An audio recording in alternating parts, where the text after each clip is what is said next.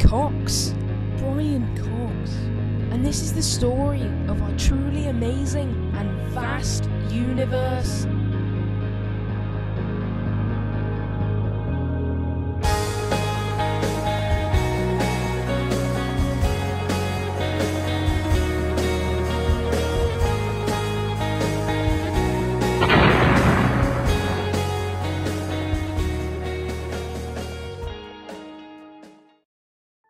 We believe that all matter and energy, including the Earth, the galaxies, and the contents of intergalactic space, is just truly amazing and vast.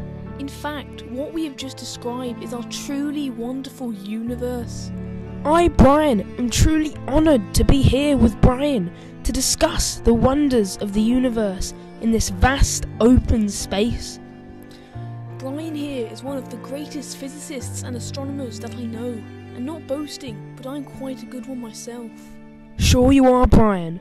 Now, let's get down to business. The thing is, I'm the centre of the universe. And so am I, and we'll show you why. Here, I have a balloon, which is a lot like the universe in many ways. You see, when the balloon is deflated, all the dots are close together. When it gets bigger and bigger, the dots, or galaxies, become further and further apart from each other, and the dots that are further apart are getting apart quicker. See, the outside of the balloon simulates the universe, and as the outside of the balloon has no centre, neither does the universe. Or everywhere is a centre. Now you see here I have a diagram of the universe, except the top layer represents a 5% expansion.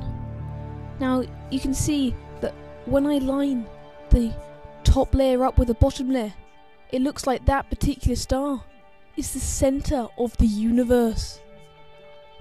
And when we do it with another one, that becomes the centre of the universe.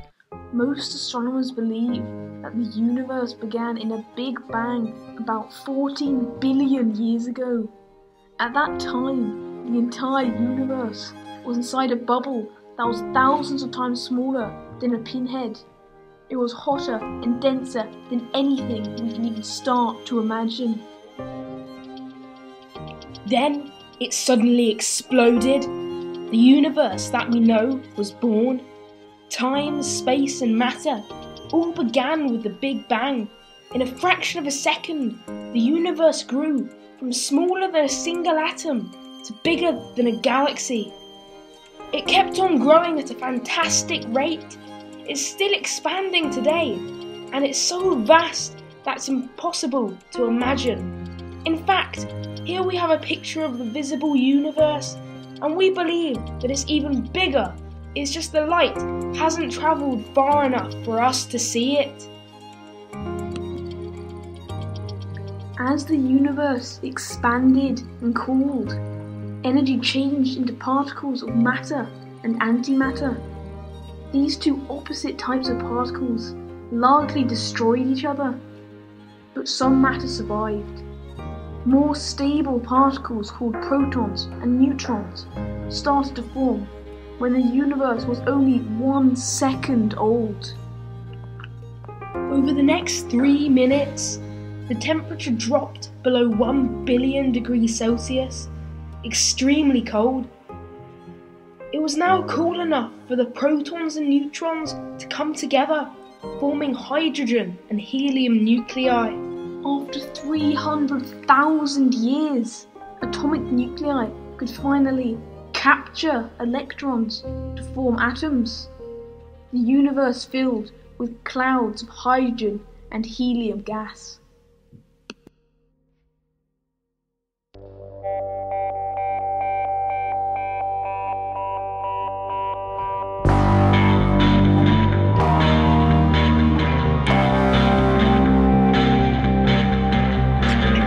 The Earth probably formed a little more than 4.5 billion years ago.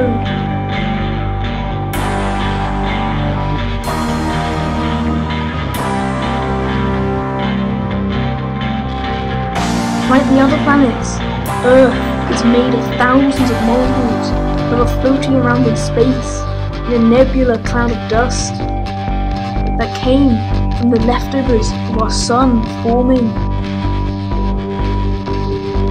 At first, just a few molecules clumped together.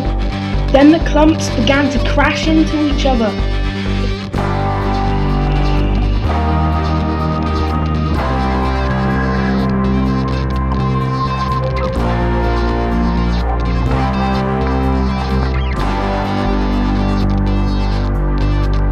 And stick together to make bigger clumps. After a while, there were big crashes as pieces of metal and rock, hundreds of miles across, smashed into each other. Finally, they were big enough to be a planet.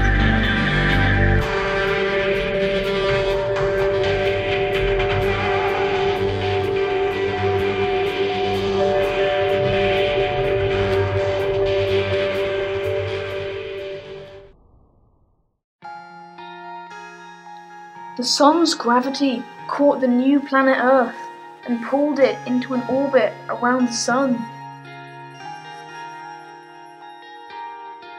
In addition to going around the sun, the Earth also spun around like a spinning top, or like my head, for example.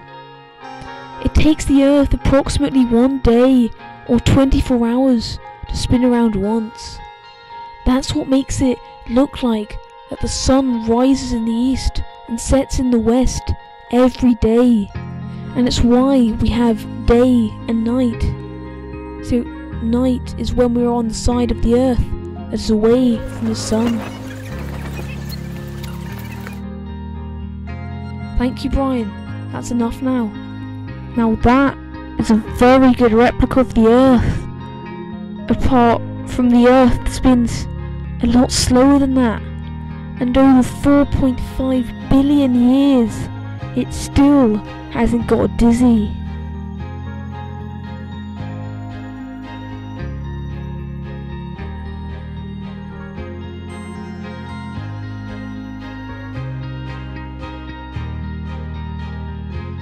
That there is a very good example of gravity on the Earth. In fact, if it wasn't for gravity, we could be floating about in space.